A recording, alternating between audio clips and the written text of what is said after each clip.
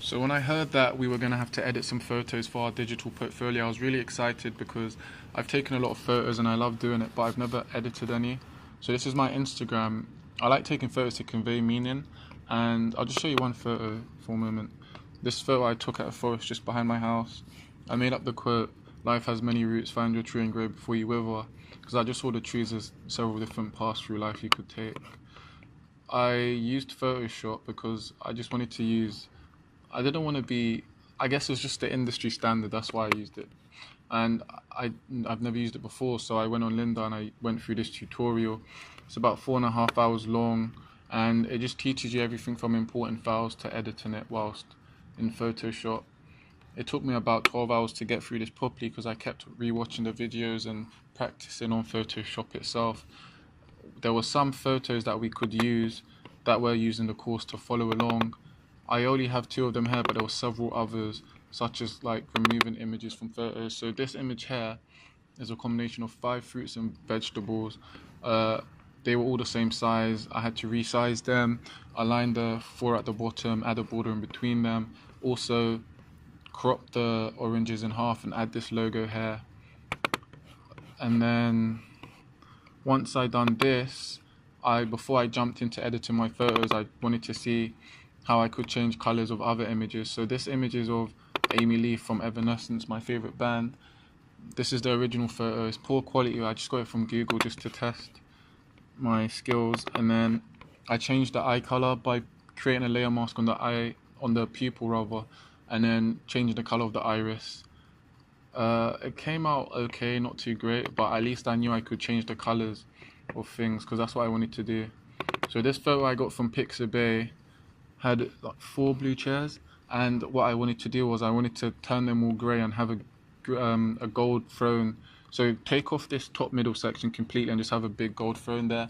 But it proved difficult. But whilst I was doing it, I also realized that I'm trying to convey the message of a challenge. Like, so it's steps to success. I also saw the chairs as steps. Sorry.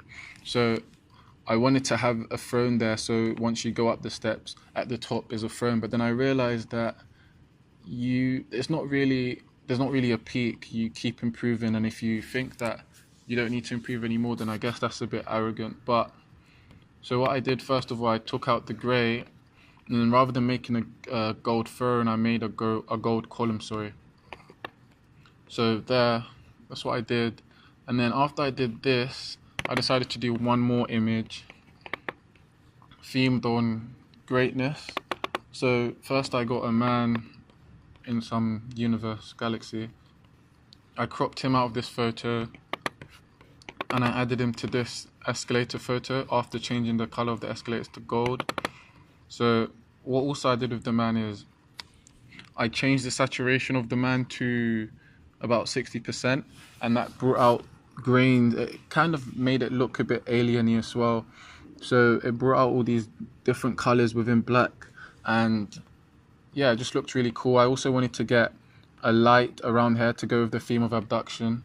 And the reason why I call it but just abduction by greatness is because many times success seems as if it happens overnight to people, but you never see what happens behind closed doors. And so although it's obviously not possible to get abducted by great, or maybe it is, but I just want it to see, I want to work so hard that it seems that this is the case. So this is the reasoning behind this image. I also created a watermark. The watermark was it wasn't actually too hard to make, but I did follow another tutorial. So I used this as the layer background. I created a black layer on top of this. This is the Sharingan eye from one of the animes I watch, and my nickname. But in between, so like rather than just have a simple color for my nickname, I put the eye behind. I made a layer mask of the eye behind my initial nickname, and then I also got the spray paint and I used white to spray, so it kind of just went onto my nickname. Then I also duplicated the eye and I made it small and put it in between the A, and that's all I did for photos.